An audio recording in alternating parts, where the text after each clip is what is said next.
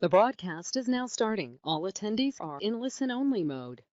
Folks, hello, welcome to the show. We have an exciting topic planned for you today, and that is this big question of whether or not your firm should consider hiring a dedicated business development head, or really someone whose entire focus is on sourcing quality deals to fill your pipeline, which right now, this is a huge trend in private equity, and there are a few things that are driving it.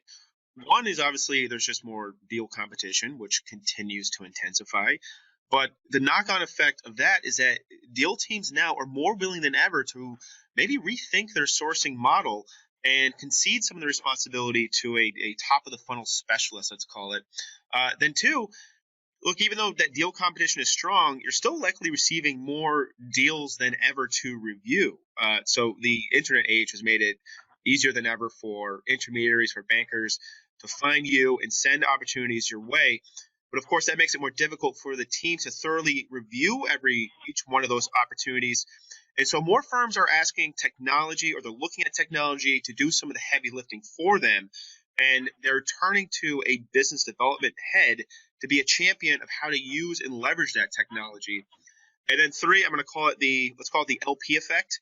So more investors, when they are conducting their operational due diligence, more of them are expecting to sit down with somebody who can take the lead in discussing how the firm is sourcing quality opportunities, to walk them through how you fill your pipeline. And so, of course, that too would naturally fall on somebody who was labeled a business development head. The challenge, though, is integrating this new role into what your current structure may be. And sometimes it doesn't always work out or make sense for your team. So we want to note that as well. All of that is what we want to discuss today. We want an honest assessment of what are the pros and cons of hiring a business development head. And so I brought with me two firms who have recently wrestled with some of these questions and issues, and they came to some pretty interesting conclusions and insights and best practices. I'll introduce you to both of them shortly. And then following, what I'd like to do as part of our agenda is just give you a visual on some of the technology that business development heads are using to perform their job. You'll hear some of this technology mentioned during a conversation because well, point I want to stress is that these business development heads or analysts, this is like a hybrid role. You have some who are really expected to be relationship builders, but more often than not, they're also expected to be these data or tech gurus who can sift through thousands of deal opportunities and then pinpoint for you, here are your warmest prospects. Here's where your deal team should be focusing their attention. So I have with me here today Kate and Concur, who I'm going to rely on to demonstrate the thinking and some of the technical aspects here. But before doing any of that, allow me to introduce myself and breeze through some quick housekeeping. I'm Nick Donato, and I'm an industry strategist here at Navatar, which many of you may already know. We are a cloud software provider for private equity shops and really the wider financial services industry. If you have any questions during our show today, by all means, send them our way. I will reserve time at the end to field them. You just use that GoToWebinar tool or widget that should be on your screen there. And also, because this comes up a lot, yes, a recording of today's presentation will be made available. Just look for that in your inbox. We'll make sure to send that to you in the coming days. Now, moving on to the next slide here. You may be wondering what gives Navatar credibility on this business development topic. And the short answer is that we work with private equity firms and corporate development teams every day on how to optimize their business development strategy. We pull these clients off of Excel and basic CRM and onto a smart platform that allows them to nurture thousands of relationships at once. So we have workflows to simplify that without ever losing sight of where your next deal is coming from. Navatar, by the way, we have over 600 clients across 35 countries. Both of those counts are growing. We are a Salesforce Gold ISV partner, and we integrate with Box. Really what that means is that you have the two biggest names in cloud security built on top of your deal platform that mostly comes right out of the box. So we will, of course, configure that to your business model, but that's kind of our edge. Moving on to the next slide, let's meet our speakers. We have with us here today Gerson Guzman, who is a managing director with Corinthian Capital, Brittany Hamburg, who is Vice President of Operations at River Cities, and as I mentioned, Kate Concur, who's going to be our technical expert, and is also the Chief Operating Officer of my group, Navatar. So, Gerson, why don't we hear your background and why this business development topic is top of mind for you, and then we'll turn to Brittany and Kaiten. Thank you very much. Good afternoon, everyone. This is Gerson from Corinthian Capital. This is a particularly relevant topic for us right now, as we have recently undertaken a number of initiatives in terms of reorganizing ourselves to more effectively execute on our sourcing strategy. I should note that we've actually gone over the life of the firm. We're a 15-year-old firm with a 30-year heritage in the middle market. We started out with just a hunter-gatherer approach where each individual partner was out searching for their own opportunities. At one point, we had a dedicated business development professional who left the firm to focus on her family. And then we really revisited what we were doing, and more recently, we've reorganized our sourcing model, deciding not to move forward with bringing in someone in that dedicated role. So that's kind of the context to which I'll be addressing some of the questions today. Thank you. And then Brittany? Hi, good afternoon. Brittany Hamburg from River Cities. We are a growth equity firm out of Cincinnati and Raleigh. We are raising our sixth fund and investing out of that.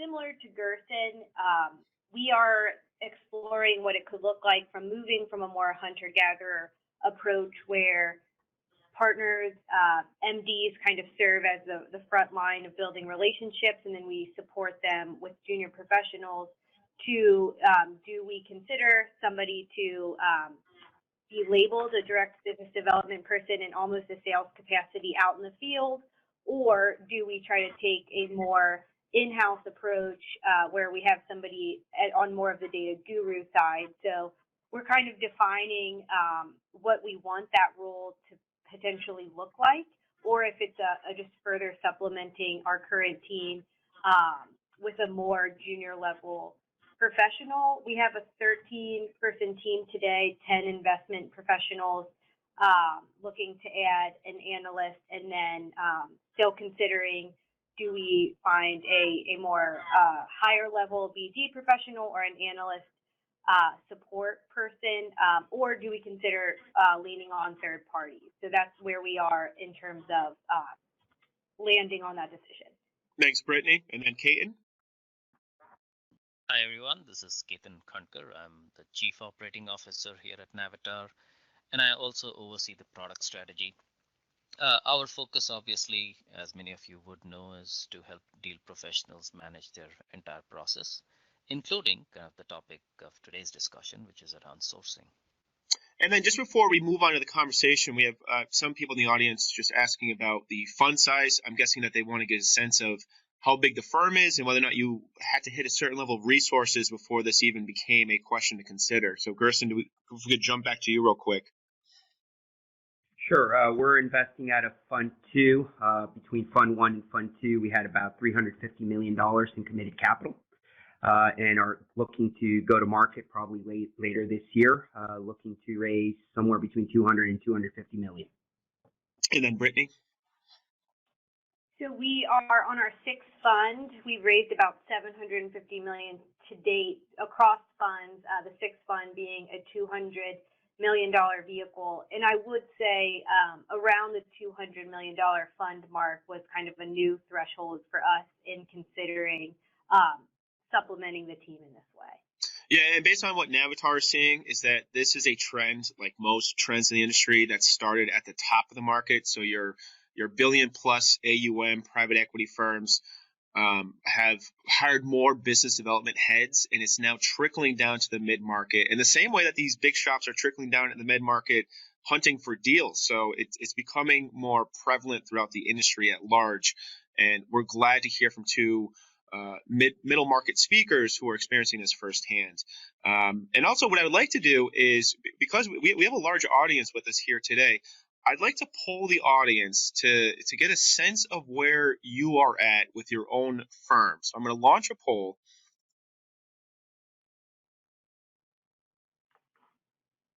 And what I'd like for everybody to do is just to describe where your firm is at today.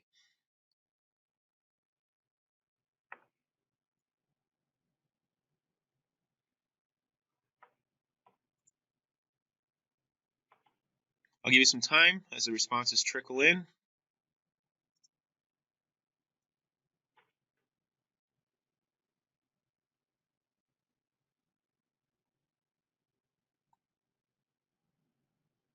Just a few more seconds.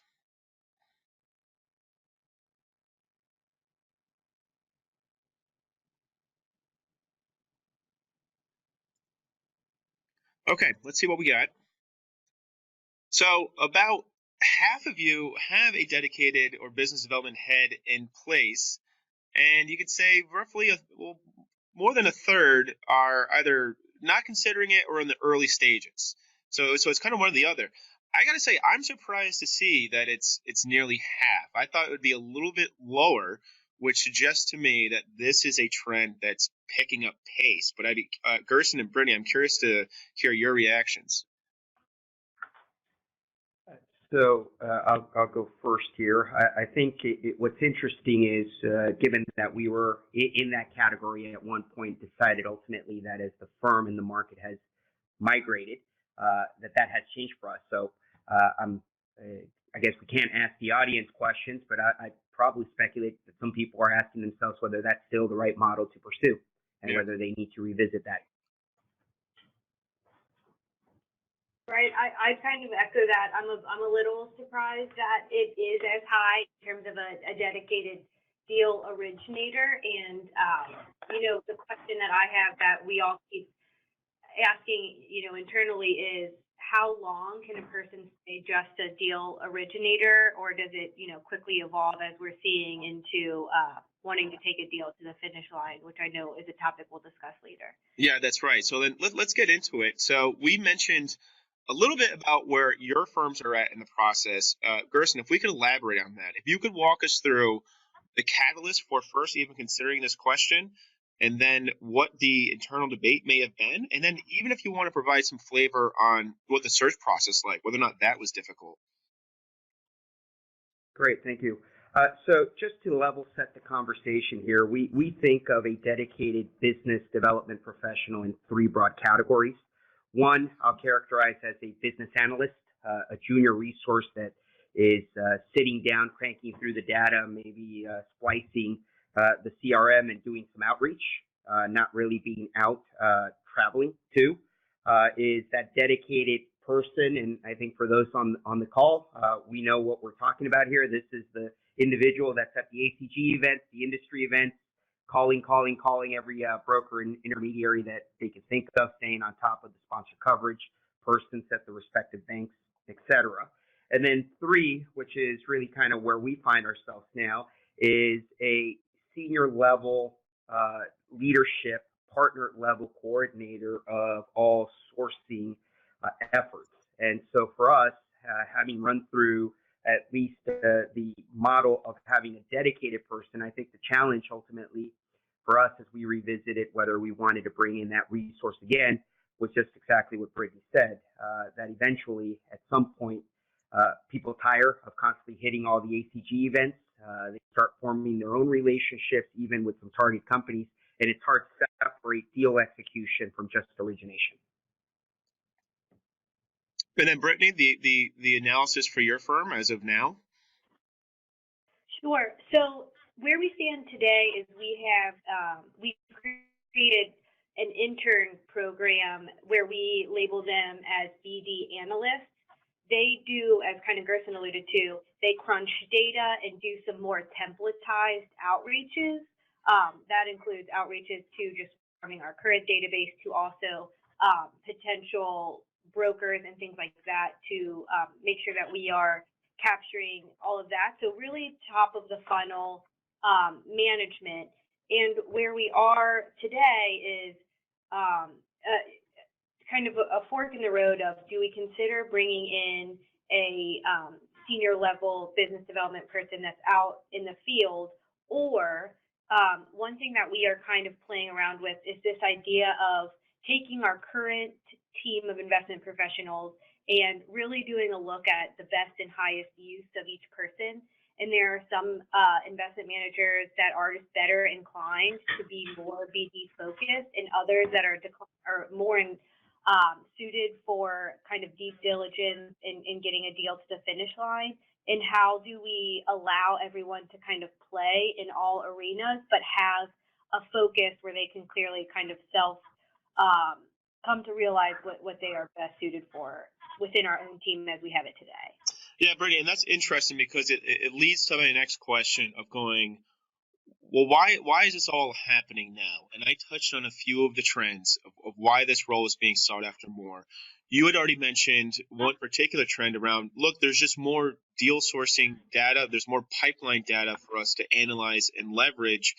Can you talk about what it was like to go through that increase and what you would expect a business development, let's go with analyst, to be able to analyze and sort out?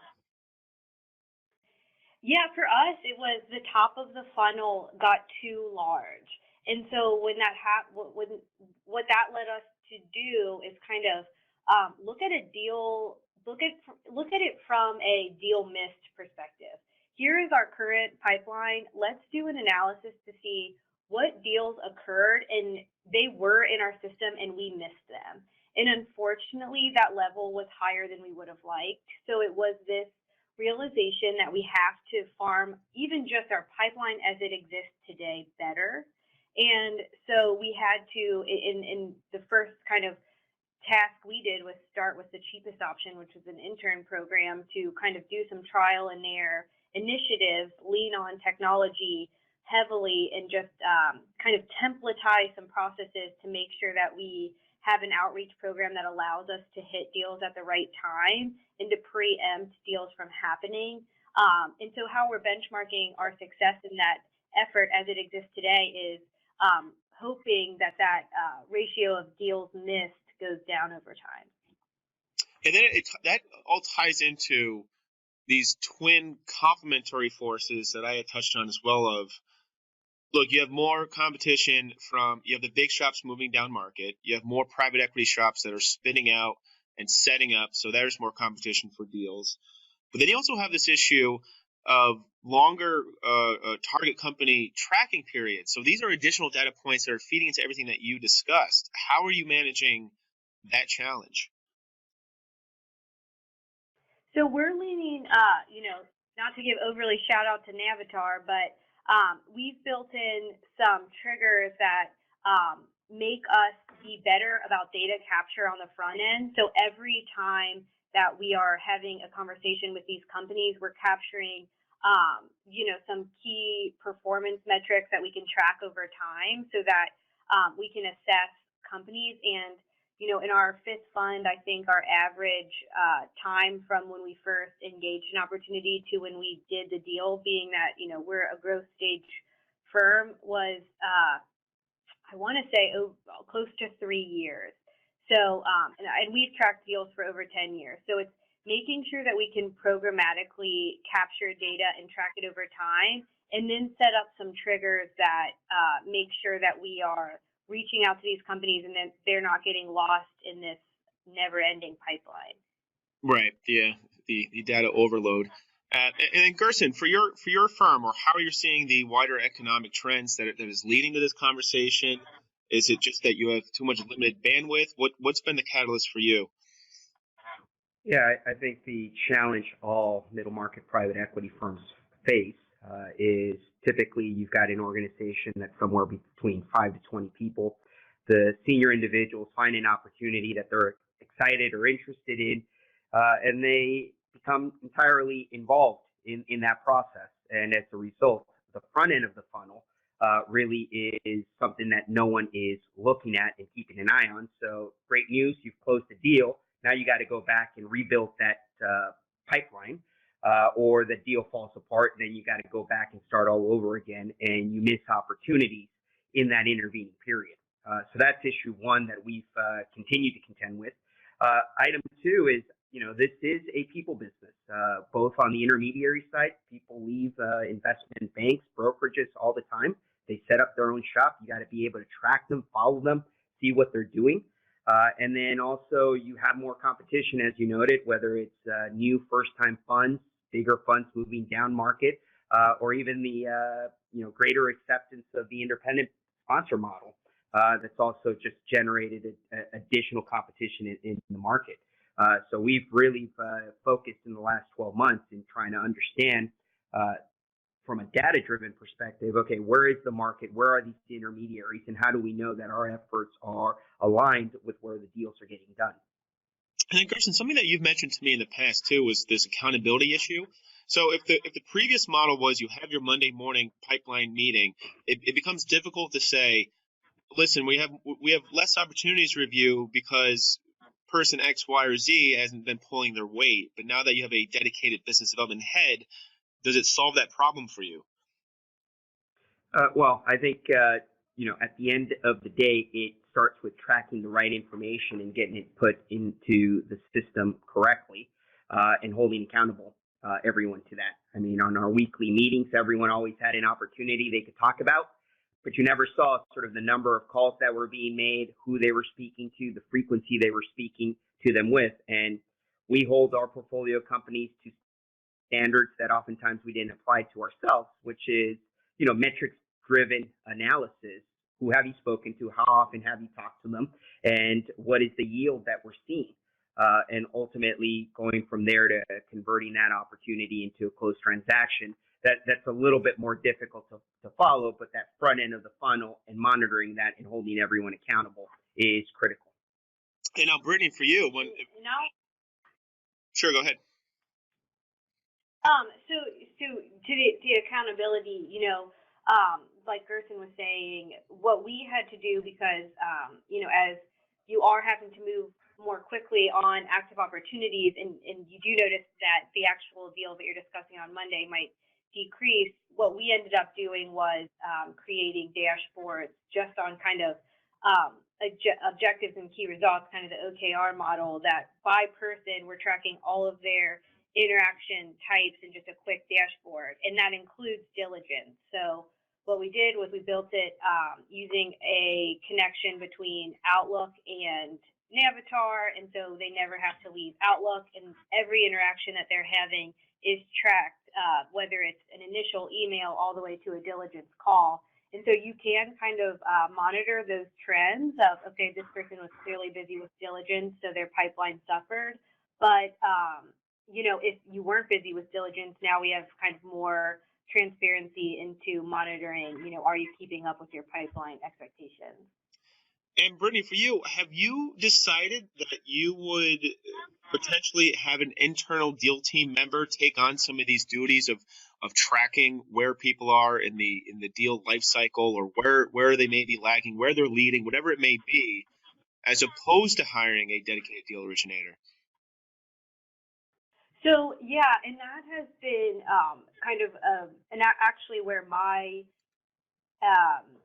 role has evolved, of starting of just on the operations side and being involved in our strategy, and not just, what are we going to target in terms of industries and market, but how are we going to target them, which led to me kind of building out technology and leaning on that to come up with strategies, and then over time to build out, which led us down the path of, okay, we need to hold people accountable to following these strategies. Now, then it's just tasking each person to follow that. So that's kind of been a role I've taken on, and then with the support of the BD analysts that we use. And so, again, we're now just looking at, do we fill a gap of a senior exec that's more out in the field? And then, Gerson, for you, you do have someone who's more dedicated. If we could discuss their primary function. We mentioned this data mining and analysis that Brittany has bravely taken upon herself. How does that look for your firm? Yep. So I will briefly describe how we're organized on the origination side. So we basically have broken up the country into 5 regions with a regional coordinator, and that's each one of the senior level individuals here that's just responsible for overseeing development in that particular geography as it pertains to the intermediary committee. So what that means is just know who the banks there are, especially those in the middle of the pyramid that we are targeting, who has left, who has moved on, et cetera.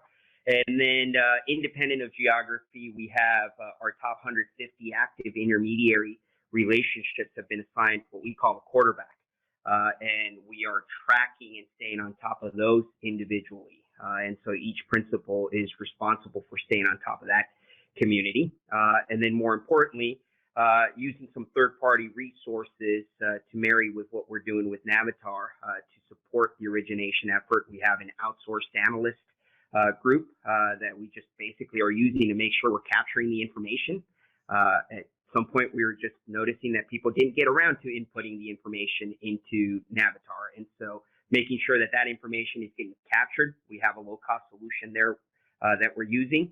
And then looking at actionable sourcing market data through sudden place strategies and using some of the analytics tools that they have in order to really kind of stay on top of, are we seeing the deals? What kind of market share do we have that we're looking at? So I'm primarily responsible for kind of that technology and third-party resource focus, while our managing partner stays on top of making sure that the regional coordinators and the quarterbacks themselves are doing what they're supposed to be doing. So it sounds like you have a pretty organized system in place, broken down by region, broken down by geography, making sure that the data is being crunched, analyzed, sliced, and diced. When it comes to the marketing bit, so I guess we could classify this as more of the relationship-driven part of it. Do you expect the business development head to be handling some of the marketing, some of the digital marketing as well? So I would say, again, breaking it down between the senior managing partner who's just making sure everyone is being productive. Everyone's expected to share in the burden of the travel and attending all the various events, staying on top of industry developments. Just naturally, I guess I have a little bit more of a tech orientation here at the firm among the principals. So I've undertaken efforts to really kind of marry and drive some digital marketing and exploiting some of what we have within our CRM. And moving towards, we haven't yet done this. We're in the process of both a brand and a website refresh, marrying that with constant contact and trying to be a little bit more proactive at targeted outreach, mailings, events. If we are heading out to a conference, lining up meetings in advance as opposed to just roaming the halls. And utilizing our website more proactively to generate some specific content in industries that we are targeting. And would that also include things like the email send outs? If you do a white paper or a newsletter, is that being tied into the role as well for you? Correct. So that's exactly the direction that we want to head out into. We do maintain industry newsletters internal here to the team, which we've realized that from time to time we've actually shared those with intermediaries, and that's allowed us to, with very specific intermediaries, shine and show that we really do know an industry well. And so we said we should be proactively sending that out to a subset of the folks that we have within Navatar that could generate some targeted deal flow for us in those sectors. And that's what we're working to move towards. We're expecting to launch this new website and a brand refresh later this quarter and be more content driven as we target those resources. Now, I'd like to shift the conversation into what some of the challenges of the role are. These things never do come without challenges. And Brittany, I want to start with you because I know that your firm has experienced some questions about how do we make sure that we preserve our culture and that our incentives are in line with the deal team, especially around this issue of having them prove value, whether you're at the top of the funnel just sourcing the deals or whether you're further down carrying them home, how you're addressing these types of issues and challenges. Yeah, I think, the concept that we discussed earlier is how do you define a business development professional? Is that on the analyst side or, a senior level person? And I think a lot of the role, things that can be tied to being strictly a BD focused person can have negative connotations as a junior level type of work. So there's that issue of incentivizing not just, okay, you got a deal done, you got the deal to the finish line, and you further got the deal to a successful exit, but also incentivizing just did you bring in a pipeline and you don't have a lot of control over whether those opportunities get completed. So it's kind of, we have to rethink what it means to make it to the MD level and what that path looks like, and making a clear, defined one for somebody who might be just on the BD focus. And then it's also, like Gerson and I mentioned earlier, it's hard to hand off the deal. The person that sources it often knows the most, so there's a little bit of asymmetry when the deal first comes in. Of the person that sourced it tends to have the most information, and how you can get others up to speed quickly enough to hand it off completely. And then also be comfortable doing that, because it does become like their baby, and they want they treat those relationships very carefully with the companies, and to hand that off kind of blindly is tough. So for us, it's been looking more like making deal teams larger to more supplement the MDs and people out doing BD efforts, so that your top of the pipeline doesn't dry up every time there's a company in diligence, more than bringing a BD person on the top. Yeah, and that psychological challenge I find personally interesting. Gerson, has your firm had to deal with this issue?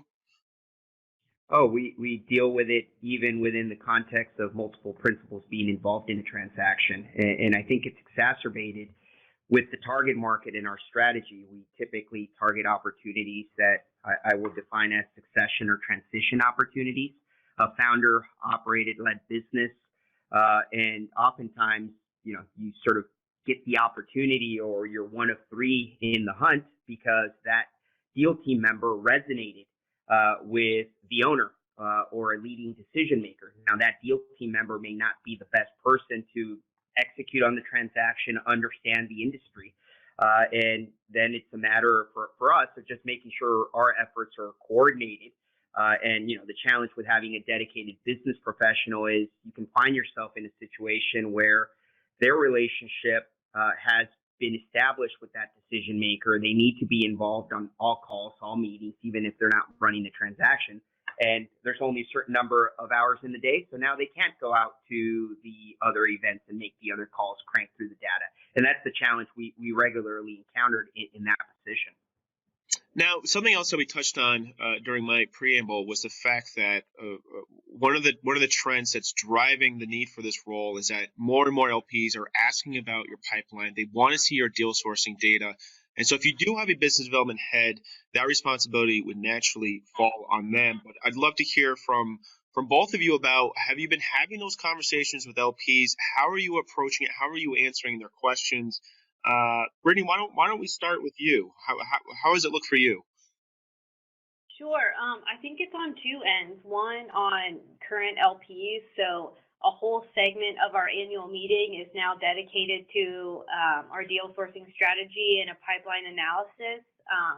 Just a requirement for more transparency, even on a quarterly report level, of being able to pull the pipeline in terms of, how many interactions are we having, and then showing, how many term sheets did you submitted? Were there any accepted where the deal didn't get done? And LPs can have a lot of questions around that. And then on the fundraising side, on LP on-sites, when they're coming to the office and spending a day here, it can take, sometimes a large portion of that just on deal sourcing alone. I think, we are a Midwestern office, so there's a lot of question of adverse selection. So being able to have this data to prove our kind of place in the world of private equity being in Cincinnati has proven effective, and also to show a data-driven, metric-driven strategy and prove that you are a real institutionalized entity is not just a nice to have anymore. It's almost, in order to pass the test as an LP, you have to be able to prove that. And then, Brittany, when you say term sheet analysis, this is where you would automatically export a printout of here's the deal sourcing data, and that includes some analysis on here's our percentages of term sheets sent versus something else? Yeah, so, how many term sheets did we submit? How many were accepted? And then of the accepted term sheets, was there ever a deal that didn't get done? That can cause suspicion, or, did something really negative happen? And then also, Yeah, I think that covers it. There's questions that can come around there. So being able to show the analysis. And one other thing is, when we do submit term sheets, oftentimes we'll try to collect data if we did lose the deal after submitting a term sheet to try to get some insight into why we lost it, what were the kind of terms that were submitted on the other end to try to once it say that deal does ultimately exit in the future, did we miss a real good opportunity by not stretching on terms, or did we make a smart decision by being conservative? Right. So that has kind of strategic implications and also a good talking point in fundraising. Gerson, are you having similar experiences? Are you including new deal sourcing decks within your investor presentations? So it's interesting. As I said, we've not yet launched a fundraising effort, but what we have had conversations with existing limited partners, and everyone jokes, yeah, we've seen that funnel slide before, right? And I think everyone knows what I'm talking about. It just sort of shows the layers of the opportunities that have come through in any given period. They're used to seeing that, and they do expect more of a deep dive, especially as you're articulating a message around your strategy, whether that's situational focused or industry focused. They are going to be looking at that pipeline data, and there is an expectation that you are going to be able to articulate how your origination efforts really yield opportunities within that strategy set. And Gerson, something that I know that your firm has tackled was not just showing the deal sourcing data, but showing here's how it's completed. If we're not working in a major cosmopolitan city like New York City, but we're sourcing deals in smaller geographic regions, if you can slice and dice the data, if the business development head is utilizing that type of analysis. Correct. And, we often joke here internally that we only do deals in locations that you can't necessarily get there on a direct flight to. And that's just the middle market at the end of the day. And to target that market, you really have to stay on top of that intermediary community that's constantly changing and moving around. Looking at some SPS data recently, there's probably of 1,000 or so intermediaries, they've closed 3 deals or less in the last 12-month period. I mean, that means you can't just pick up the phone and call the middle market investment bank that has 5 offices nationwide. You have to get in front of that broader base of the pyramid in order to see the deals. And oftentimes they are not located in New York, LA, or Dallas. Yeah, and you know what? Before we turn things over to Kane and what that actually looks like, let's hear from both of you about the exact tools that you're using, because I appreciate that when we say that your business development head, if you do choose to hire one, is going to have to sift through a lot of data. If we could get some more concrete details on what that data is. So, Brittany, for instance, you mentioned that you would export a pipeline report of here's what we're sourcing deals, and that includes things like term sheet analysis. That, of course, is facilitated by Navatar. But what other tools, what other data sources are you using to create this holistic picture and sift through the data? Sure. So I'll start with the 2 tools that we use that integrate directly with Navatar, which we use PitchBook, so both outside of the integration and within Navatar. So PitchBook, we can set up kind of alerts for different subsectors that we're looking for, so triggers that could catch our attention to, again, help us better farm our own pipeline and come up with new opportunities. It also helps us kind of perfect our database. It'll update every Sunday and give us some more data points that we're not necessarily having to input ourselves. We use Cirrus, and we've kind of customized Cirrus, which helps. It's an Outlook integration. So again, this helps. We all have the problem of people aren't great about getting into Salesforce all the time and Navatar and getting all the information required. So we've customized a Cirrus integration to help capture the information without ever leaving Outlook directly into Navatar, which has been immensely helpful. Some outside resources, we use a Hoover's database. We use, for more of a person and an operator focus, we've looked into LinkedIn Recruiter. And we use GLG in terms of just getting some information insight. And then Gerson, for you, I'm imagining some of those tools you're using as well. There's limited overlap there. As I mentioned, we do use place strategies really to give us market data, and that has been really useful in terms of having a comprehensive data set at what is happening in the intermediary community and what is our market share. If deals have closed, if we see them, and if we didn't, why didn't we? Also helps us identify new deal sources and being able to track where folks are moving to. We, as I mentioned, have a third-party outsourced analyst platform that's Trevista Financial Services, and we use them more to do some targeted industry research and look at the universe of companies, opportunities, intermediaries in particular sectors that we are looking at, tracking those industries and generating some specific kind of secondary research reports related to that. And both of those resources, we've tied them into the process, capturing the data that we're putting into Navatar, generating reports out of Navatar, and the SPS provides us with a origination benchmark report where we're basically comparing our market coverage against what's in the CRM over any given period in time, and then making an assessment whether we are effectively being effective in our efforts or whether we need to target different markets differently. And because we have hit the tech portion of our show, Caden, I'm sure that you're itching to go. What I'd like to do is turn things over to you and ask for you to provide a visual on just some of these tools that we just heard here now. Sure, happy to do that. We'll do a very quick overview. The intention was to highlight some of the tools that both Gerson and Brittany had mentioned, and based on that, we can also then kind of go over how it's used and utilized within Navatar. I think the key thing here is that whichever tools you use, you still need to manage the process in a centralized place, and kind of Navatar becomes that kind of a hub.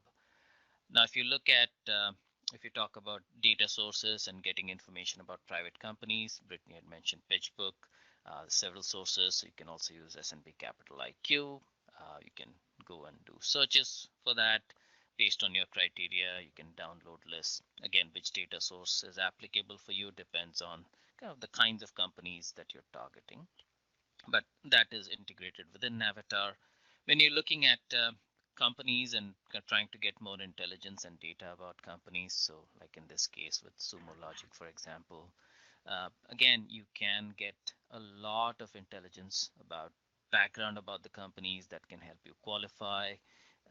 Brittany had mentioned PitchBook, so if I scroll down here, you'll see that PitchBook is part of the Navatar platform. Then you can see information. In this case, if I want to see if there's been any news articles related to Sumo Logic, I can just go in here.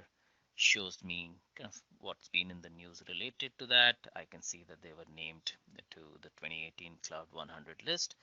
These are useful pieces of information as a business development professional to kind of know of and kind of utilize in my outreach that I'm doing to these companies. Similarly, if you attend conferences, a lot of our customers prefer to use something like a data fox, which again provides information about these companies.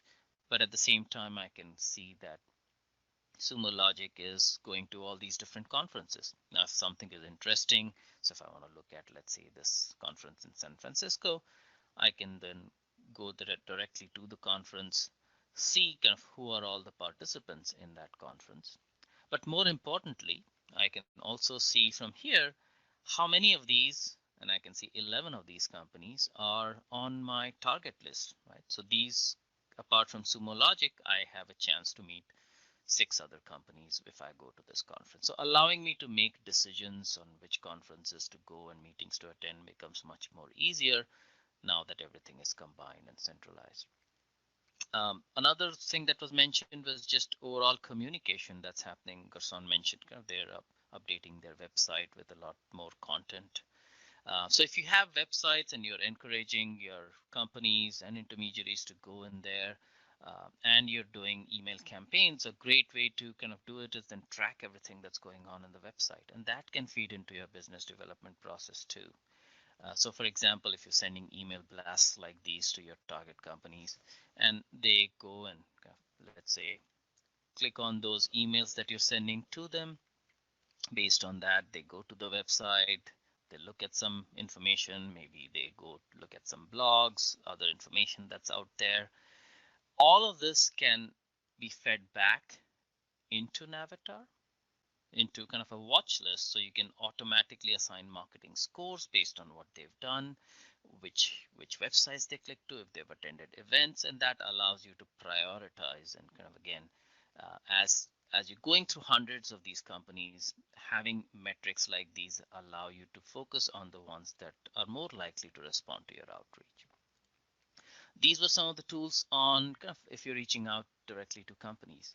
Another thing Gerson had mentioned was certain place strategies, right? So for intermediaries, so you can actually get into certain place also within Navatar if you want to. So if I want to just search on, let's say, we have all intermediaries in a specific industry, so I can give my criteria out here. I could say, let's say I'm focused on hospitality and kind of certain types of deals. Let's say doing financing deals. So I can give my criteria, look at all the intermediaries that kind of do deals in these industries. From here, I can download them directly into Navatar. I can obviously click on any of these intermediaries and get some more intelligence about them in terms of where they are, what deals have they brought to market. So you can get additional details all from certain place strategies, but now within Navatar. You can then utilize this to also do additional intelligence. So for example, you can run scorecards and you can proactively see how many deals has an intermediary brought to you versus how many total deals that they sent to market. Like in this case, I can see Alexander Stevenson, I'm only getting to see about a quarter of all his deals, right? And if I want to kind of go into more details, I can go into the intermediary's profile within Navatar, and beyond kind of the metrics related to my information, I can also see from certain place strategies his profile, all the different deals that he has brought to market. And again, allows me to refine my strategy. It could very well be that some of the deals don't apply to me. Or it could be that maybe I need to spend more time and kind of educate Alexander about kind of the kinds of investments we're looking to make, and maybe that will help with the deal flow. Brittany had also mentioned Outlook. A key part of that is kind of making sure you're tracking emails, but also making it easier for your business development professionals to key in data. So within Outlook, you can obviously not just track emails. You can also, if you want, you can create new deals from here. You can also log call notes directly from here. Again, all of these are tools that make it much easier to make and do your data entry, and in totality, then makes it easier to manage your process within Navatar. Nick, these were some of the things that I quickly wanted to touch upon to give some kind of a visual to many of the examples that our speakers were talking about today. Yeah, folks, so these are the tools that we are seeing many business development professionals use internally and with the deal team. So it's nice to have a visual on what that looks like. What I'd like to do now is just turn things over to this final slide. There we are. And we're going to turn things over to an audience Q&A. And the first one coming in, I'll keep your names anonymous, is a few related to compensation. So how do you structure any of the salary and bonus? So Gerson or Brittany, whoever wants to take that first. So I'll take a first stab at this. Our experience has been that they need to be on the same compensation scheme as everyone else. Compensating them on the number of deals coming in or deals closing, we just felt created the wrong incentives.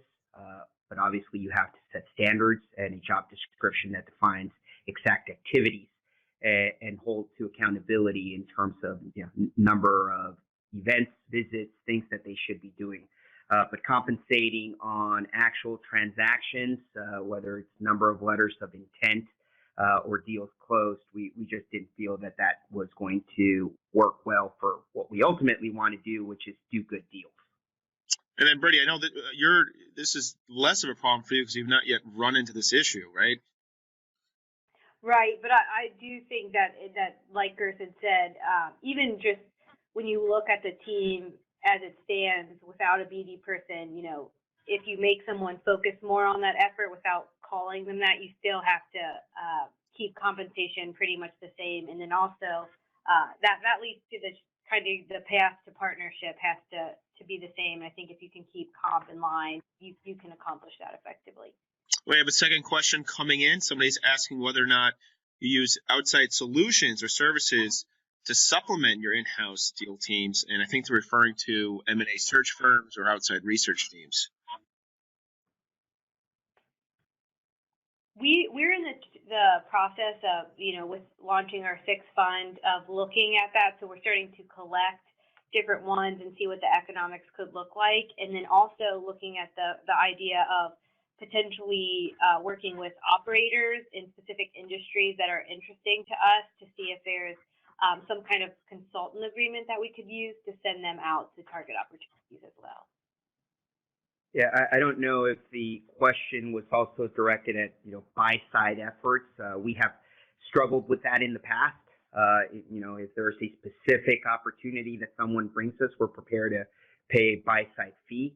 But in terms of targeted outreach, we've not done that.